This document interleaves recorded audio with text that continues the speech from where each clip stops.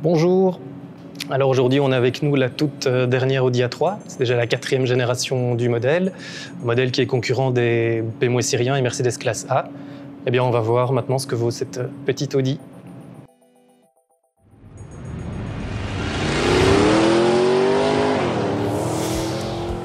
Vous retrouverez l'essai de l'Audi A3 dans la version papier du Moniteur Automobile numéro 1734. Vous retrouverez aussi cet essai sur le site internet moniteurautomobile.be où il y aura aussi les vidéos, l'essai vidéo. Et l'essai vidéo se retrouve également sur la chaîne YouTube du Moniteur Automobile. Et maintenant, on va voir avec Olivier Duquesne cette nouvelle voiture.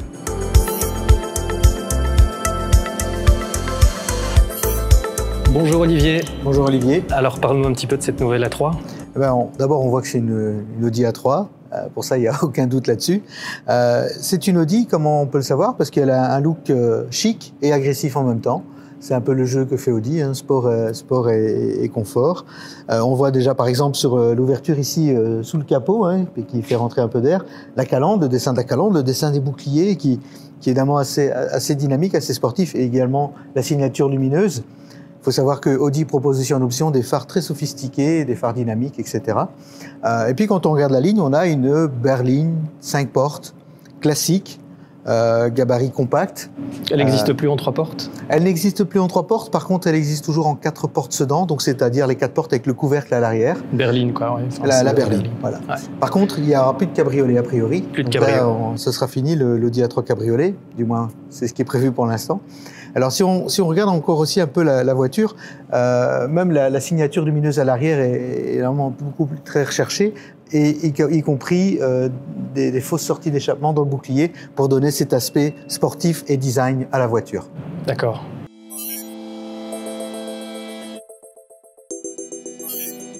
Chez Audi, ça devient compliqué, les appellations moteurs. On a ici une 35 TFSI, mais ça cache quoi exactement comme... Déjà, ça ne cache pas un 3,5 litres, ça c'est sûr. On le voit bien sous le capot. Non, c'est une dénomination qui dépend de la puissance et de la cylindrée, mais le chiffre n'a plus rien à voir avec la cylindrée notamment. Donc ici, on a un 1500 de 150 chevaux. C'est le moteur 100% thermique, donc il peut être notamment relié à une boîte manuelle.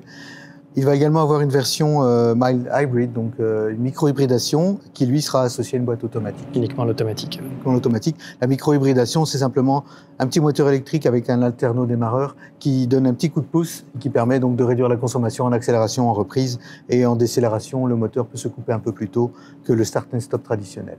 Il y aura aussi plus petit, je pense, que le 1500. Oui, il y a également une possibilité d'avoir un 3 cylindres de 1 litre. Voilà, ça c'est un peu plus petit moteur. C'est à la fois pour rouler en ville et aussi pour des raisons fiscales si on doit faire attention à son CO2. Mais il y a également du diesel, du 2 litres TDI de 150 chevaux par exemple. Et évidemment, il y aura des versions sportives S et RS, mais ça c'est pas pour tout de suite. De même que les versions à 4 roues motrices Quattro qui sont également prévues. Et des hybrides plug-in, c'est prévu aussi? Oui, l'hybride plug-in est également prévu. Et peut-être aussi une voiture au CNG, puisque dans le groupe il y a gaz un naturel. moteur. Donc, mais là, c'est pas encore, on n'est pas encore sûr que ce soit le cas, mais a priori, ça devrait pouvoir se faire. Pas encore certain. Ok.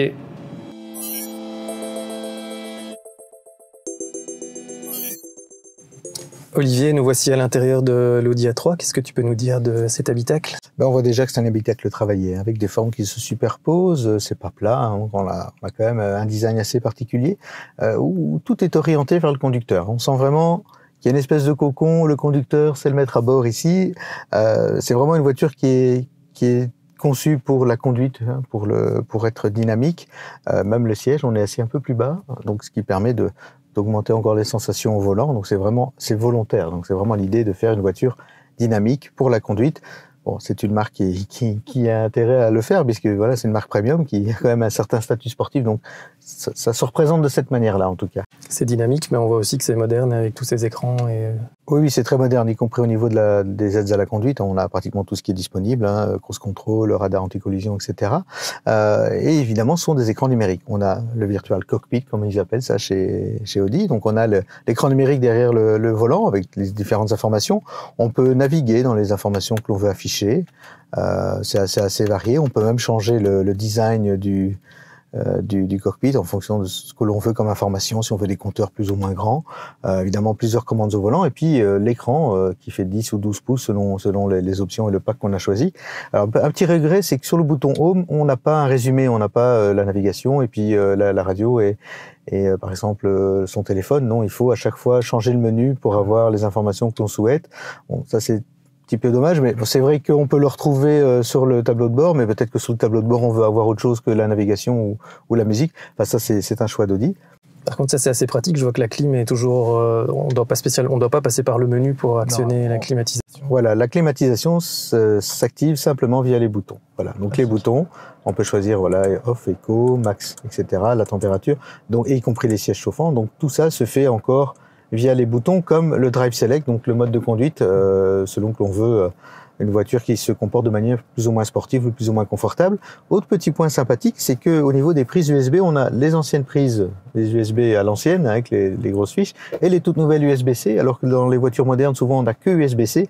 Là, on nous laisse le choix, donc on n'a pas besoin d'adaptateur. Le bouton de volume est sympathique aussi, c'est par toucher. Donc on touche vers le haut pour augmenter, vers le bas pour diminuer le volume. Et voilà, donc ça c'est plutôt sympathique. Un pommeau de vitesse assez sportif, mais peut-être un peu gros.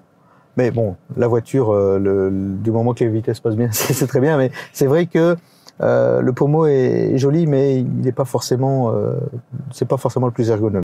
Et au niveau de la position de conduite, tu es comment derrière le volant? Ah ben, on est plutôt bien. J'ai déjà dit, on est très bas, donc si on aime bien conduire, c'est plutôt une position agréable, évidemment. On s'en sent protégé dans cette voiture. Il faut savoir qu'à l'arrière aussi, comme la voiture est un peu plus large, il y a un peu plus de place pour les passagers arrière.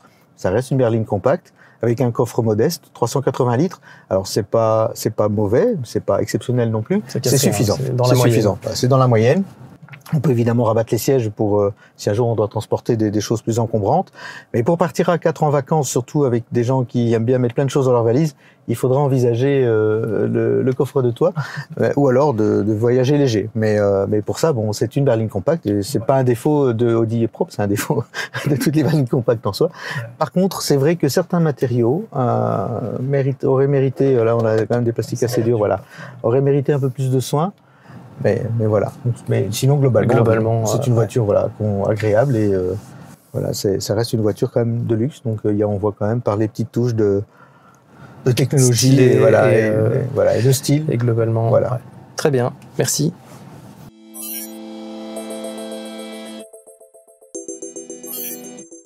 Olivier, concernant la structure et les trains roulants de cette A3, on peut plutôt parler d'évolution que de révolution, je crois.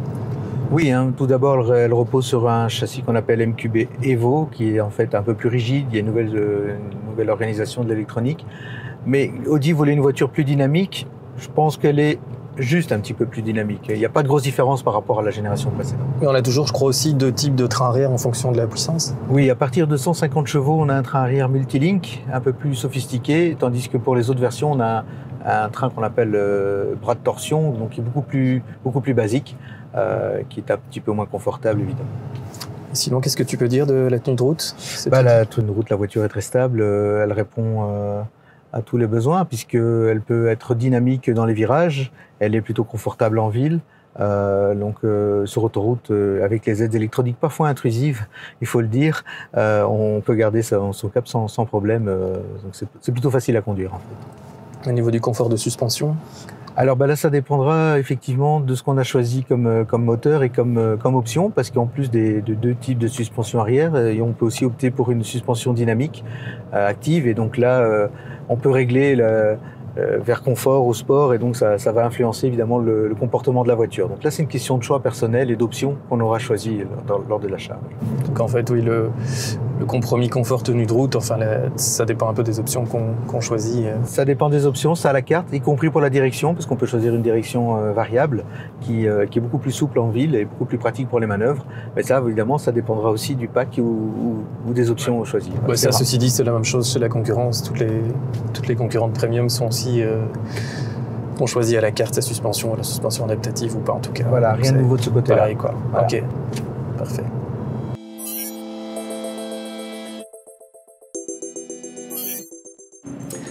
Alors Olivier, maintenant la question qui fâche, ça coûte combien cet Audi A3? Voilà, l'Audi A3 de base coûte 26 000 €. Qu'est-ce qu'on a pour 26 000 €? Alors, on a le moteur 1 litre, le 3 cylindres 210 chevaux, et on a une version de base. Alors, elle n'est pas complètement dépouillée, hein, c'est pas une voiture nue, évidemment.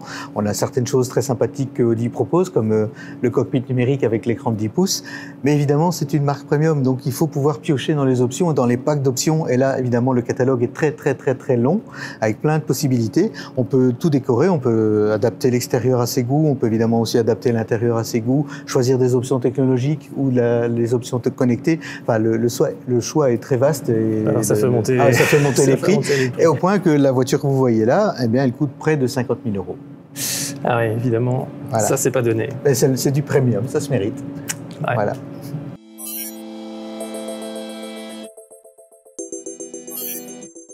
En conclusion, Olivier, à qui s'adresse cette Audi A3 ?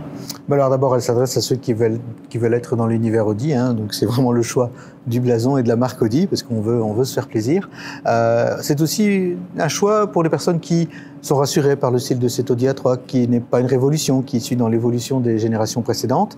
On a une marque réputée, on a une marque connue, on a un design plutôt dynamique, et puis c'est aussi le choix du premium.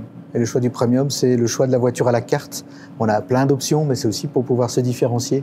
Personnalisation. Voilà, une vraie personnalisation. On peut dire qu'en fait, acheter une Audi A3, c'est d'abord un choix sentimental. C'est d'abord un choix qui est lié à l'émotion, à l'envie de se faire plaisir, qui est peut-être moins rationnel, mais qui apportera certainement du plaisir et de la satisfaction.